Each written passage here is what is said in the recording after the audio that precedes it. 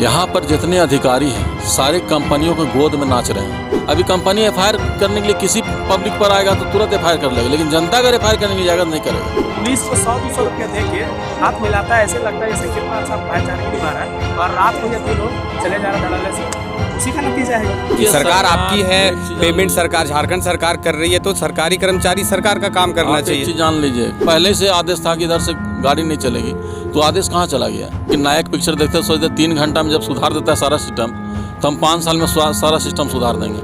और जब सिस्टम सुधारने के लिए निकले तो हाँ, सिस्टम हम ही सुधार दिया। अंचल अधिकारी एवं प्रखंड विकास पदाधिकारी केडाड़ी की ओर से 1 लाख रुपया का मुआवजा एवं एनटीपीसी में एक सदस्य का नौकरी योग्यता के आधार पे मिलेगा। हर जगह करप्शन, भ्रष्टाचार, लूट मचा हुआ है, सब लोग एकदम ये सारा चीज किए हुए हैं। हाथी का 2 दांत होता है, देखने का और दिखाने का, खाने का और दिखाने का। क्योंकि हम दलाली नहीं कर सकते, 2 काम नहीं कर सकते, दलाली और चमचागिरी हमसे नहीं हो पाता है। इसी के चलते सबके नज़र में हम थोड़ा खलनायक रहते हैं, लेकिन जनता के लिए हम हीरो हैं और हीरो रहेंगे, और जनता के लिए मन मिटेंगे। जो आज 5 लाख से 25 लाख करवाए, 5 से 10 हम करवाए, 10 से 15 निर्मला देवी कराई, 15 से 20, 20 से 25 अम्बा प्रसाद कराई। गश्ती के जो जवान हैं वो हाथ मिलाते हैं ड्राइवरों से, और फिर आने देते हैं जहां प्रतिबंधित सड़क है उसमें उन लोग को आने दिया जाता है, जिसका नतीजा है एक मासूम बलि चढ़ गया। संतुष्ट हैं जो मुआवजा मिला, जो विधायक जी बोले उससे संतुष्ट हैं? अब क्या करें, तो संतुष्ट रहना होगा।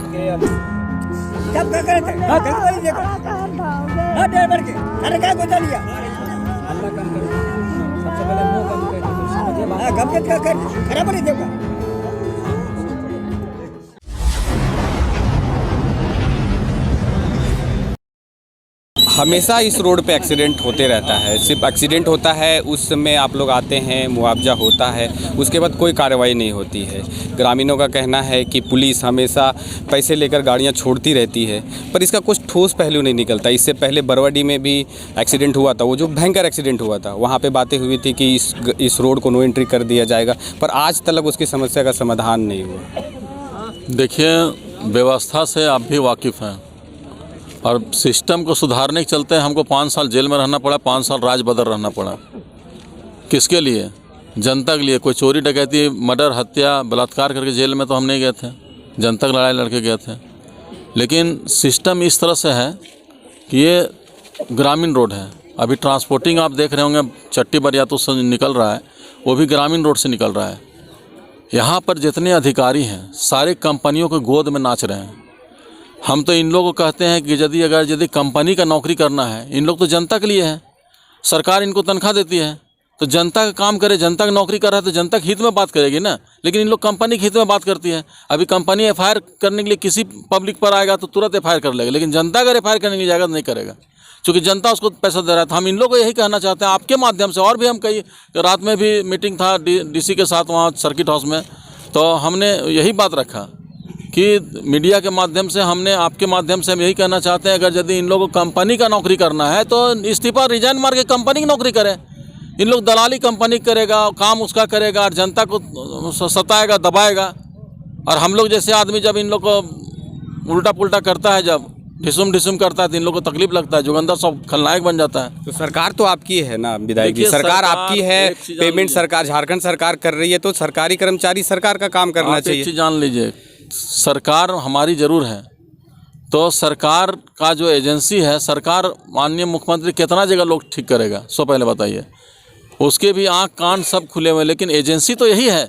लेकिन एजेंसी जब यहाँ बैठ करके इन लोग कंपनी के लिए काम कर रहा है, नौकरी कंपनी का कर रहा है, सारा काम पैसा ले रहा है सरकार का, और नौकरी कर रहा है कंपनी का, दोहरी नीति चल रहा है ना। इसलिए हम आपके माध्यम से इन लोग रिजाइन मार करके जो सिस्टम है, सिर्फ अभी जो इधर से जब पहले से आदेश था कि इधर से गाड़ी नहीं चलेगी, तो आदेश कहाँ चला गया?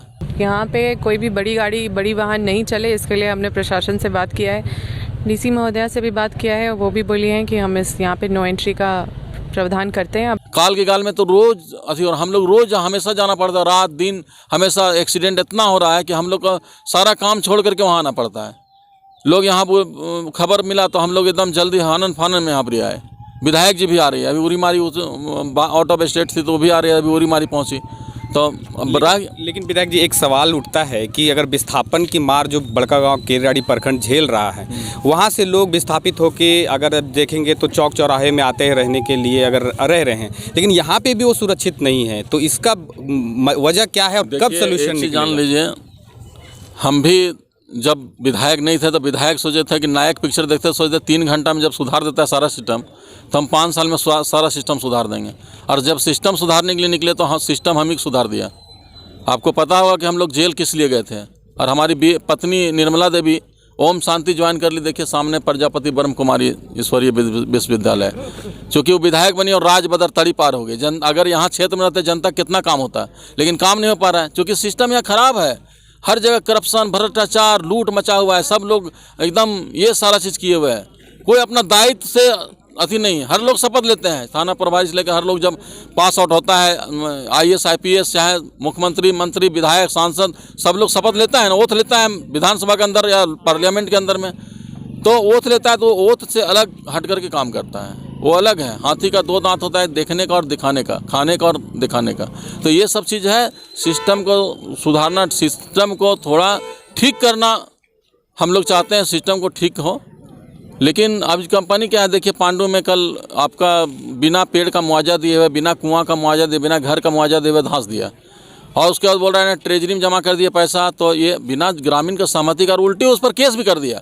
तो रात में वही चीज़ बात हम बोले FIR तो इन लोग पर होना चाहिए था। हमारा बात थोड़ा तीखा लगता है, क्योंकि हम दलाली नहीं कर सकते, 2 काम नहीं कर सकते, दलाली और चमचागिरी हमसे नहीं हो पाता है। इसी के चलते सबके नज़र में हम थोड़ा मतलब खलनायक रहते हैं। लेकिन जनता के लिए हम हीरो हैं और हीरो रहेंगे, और जनता के लिए मर मिटेंगे। क्योंकि यहाँ का हम वासी हैं, मेरा खून का एक कतरा भी टपकेगा तो केराड़ी के लिए टपकेगा, बड़का के लिए टपकेगा। और विस्थापन के लिए आप देखिएगा, मेरे जीते जी आने वाला 1 साल के अंदर में करोड़ों रुपये प्रति एकड़ यहाँ ज़मीन का मुआवजा हम दिलाने जा रहे हैं। जो आज 5 लाख से 25 लाख करवाए, 5 से 10 हम करवाए, 10 से 15 निर्मला देवी कराई, 15 से 20, 20 से 25 अम्बा प्रसाद कराई। तो हम लोग तो जनता के लिए लड़ रहे हैं, जनता को अधिक से अधिक बेनिफिट कैसे मिले। लेकिन यहाँ पर जो है ना दलाली पड़ता, हमारे ही लोग दलाल बन जाते हैं। जैसे कि हमारे कार्यकर्ता जैसे कंपनी साथ मिल जाते हैं तो हम हल्का हो जाते हैं। कंपनी उसको 10,000 15,000 महीना बांध देता है तो लोभिया जाता है, उसमें आंदोलन नहीं कर पाता है। ये सब मामला है। लेकिन अब रास्ता में गाड़ी नहीं चलेगी, एक्सीडेंट तो काफ़ी कम से कम सैकड़ों हज़ारों आदमी अभी तक मर चुके हैं 5-6 साल में। और अभी कितने काल के गाल में अकाल मृत्यु मरेंगे, ये तो भगवान ही मालिक है।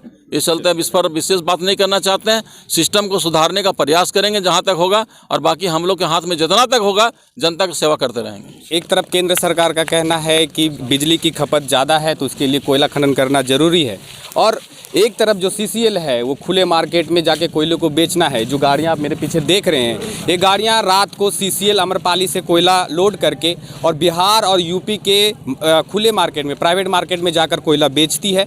यही कारण है कि इसी का शिकार आज एक लड़का हुआ है। 16 साल का लड़का था जो दूध पहुँचाने के लिए कहीं पर जा रहा था, तो इसी का शिकार वो हुआ।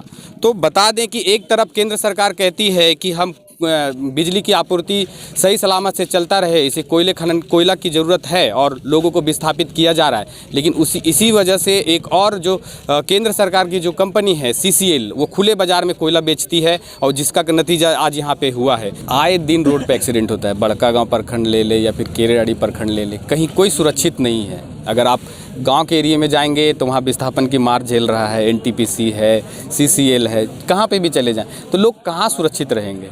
सुरक्षित तो हम तो यही कहेंगे कि गाड़ी का जो कोलवरी का जो लोडिंग है, वो जिस तरह से रूट का उसका जो रूट चार्ट है, उसी तरह से गाड़ी का रिटर्निंग भी उसी रोड से हो। जबकि 2016 से इस रोड में हाईवा या ट्रक का ट्रांसपोर्टिंग बंद हो चुका था। हम लोग भी प्रयास करेंगे कि आगे भी इसको बंद हो, जिससे जान माल की सुरक्षा पब्लिक फेस के लिए अच्छा रहे। और हम लोग को भी जो सरकारी प्रावधान है, हम लोग भी प्रयास करेंगे कि इसका रोड का जो चार्ट बना हुआ है उसी से रोड में गाड़ी हाईवा या ट्रक गुजरे। तो कभी इसके प्रयास नहीं किया गया कि यहाँ पे जो हाईवे व्हीकल है जो चलते हैं रात के समय में, इसके लिए कहीं कोई लेटर किया गया हो या दिया जाए कि यहाँ पे इस बंद किया जाए इस रोड को, क्योंकि पब्लिक यहाँ पे ज़्यादा आ रही है। क्योंकि अगर आप गांव में जाएंगे तो वहाँ पे विस्थापन का मार झेल के लोग यहाँ पे आ रहे रहने के लिए। लोग भाड़े से रहे या घर बनाए, लेकिन आ रहे हैं यहाँ पे लोग रहने के लिए। तो ऑलरेडी पॉपुलेशन यहाँ पे बड़ा है। तो इसको देखते हुए कभी आपने कभी आदेश दिया था या फिर कभी कहीं लेटर दिया था कि यहाँ पे हैवी व्हीकल्स बंद कर दिए जाए? हम लोग उच्च अधिकारी से मौखिक भी डिस्कस किए थे लेकिन अभी तक उसका कोई विचार नहीं आया था। लेकिन हम लोग अभी प्रयास करेंगे कि लिखित भी हम लोग डीसी को भी देना चाहेंगे, या एसपी को देने की ज़रूरत पड़ेगा तो हम लोग एसपी साहब को भी देंगे। और हम लोग चाहेंगे कि इस रोड का जो भी ट्रांसपोर्टिंग हो वो अपना रूट से चार्ट करे, जैसे व्यक्ति जनता को किसी तरह से कोई परेशानी नहीं हो। क्या कहेंगे राकेश कि हमेशा ये आज केराड़ी प्रखंड है, कल बड़कागांव प्रखंड हो जाएगा, परसों कहीं और हो जाएगा, आए दिन घटनाएं होती रहती हैं पर लगाम नहीं लग रहा है। जिस तरह से देखते हैं कि अगर लोग बच्चे भी रोड पे आ जाते हैं और दोनों तरफ देखेंगे कि तो बालू है, बालू ही बालू रहता है, तो लोग कहाँ सुरक्षित रहेंगे? अगर घर के अंदर रहेंगे तो एनटीपीसी के विस्थापन से मार झेलेंगे, घर के बाहर रहेंगे तो रोड में एक्सीडेंट में मारे जाएंगे। आपको और आपके दर्शकों को जोहार। देखिए, ये दुख जो है ना, ये दुख हम लोग 2016 में प्रत्येक दिन देखने को मिलता था। तब स्थानीय प्रतिनिधि, जनप्रतिनिधियों के द्वारा इतना उग्र आंदोलन किया गया था कि अंत में जो हमारे वर्तमान उस समय के जो डीसी महोदय थे, वो नोटिफिकेशन जारी किए कि अब बड़कागांव टंडवा के बीच में कोई भी ट्रांसपोर्टिंग नहीं होगा। और तब से लेके आज तक यहाँ बंद है। लेकिन हम स्थानीय प्रशासन की लापरवाही इसमें देखते हैं कि जो गश्ती में रहते हैं जवान, वो ड्राइवर से हाथ मिलाते हैं। ये हाथ मिलाने का सिलसिला हमको नहीं समझ में आया है। ऐसा ना प्रशासन बोले कि भाई क्या आरोप लगाया जा रहा है, लेकिन अगर सब प्रशासन चाहती है इस तरह का वीडियो तो हम प्रशासन को वीडियो भी दे सकते हैं। गश्ती के जो जवान हैं वो हाथ मिलाते हैं ड्राइवरों से और फिर आने देते हैं। जहां प्रतिबंधित सड़क है उसमें उन लोग को आने दिया जाता है, जिसका नतीजा है एक मासूम बलि चढ़ गया। और ऐसे कितने अनगिनत चढ़ चुके हैं पहले भी, और अगर प्रशासन इसमें नहीं सख्ती से कार्रवाई करती है तो फिर चढ़ेगी। अभी हम लोग कुछ दिन पहले दिसंबर में 16 तारीख को माननीय जो इस क्षेत्र मतलब उत्तरी छोटा नागपुर प्रमंडल के आयुक्त महोदया हैं, उनको हम लोग आवेदन दिए बड़कागांव चौक में जाम का समस्या। और वो जो बड़कागांव चौक है वो चतरा और हज़ारीबाग और रामगढ़ वो तीनों डिस्ट्रिक्ट को जोड़ता है, और उसमें भी यही परेशानी है। वहाँ भी हैवी व्हीकल का जाम का परेशानी है। लेकिन आज तक ना तो कोई आला अधिकारी, ना कोई सरकार, ना कोई विधायक और ना कोई स्थानीय जनप्रतिनिधि कोई भी उस मामले को संज्ञान नहीं लेते हैं। अगर हम प्रतिनिधियों पे बात करें तो डायरेक्ट अभी अगर कोई प्रशासनिक की बात करते तो बोलते कोई लिखित है क्या। अगर हमारे पास आम जन के पास अगर लिखित ही आ जाएगा तो फिर हम लोग आप लोग को क्यों सहारा लेंगे, क्यों संरक्षण लेंगे।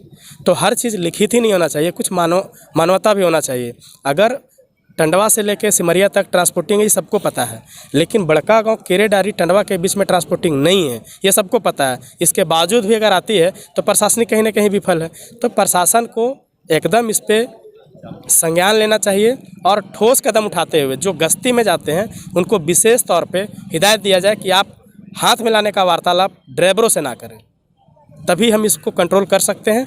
अन्यथा आज मेरा एक छोटा भाई मासूम गया है, कल और भी जाने जा सकती है। हम इसको रोक सकते हैं तभी जब ट्रांसपोर्टिंग को रोक पाएंगे।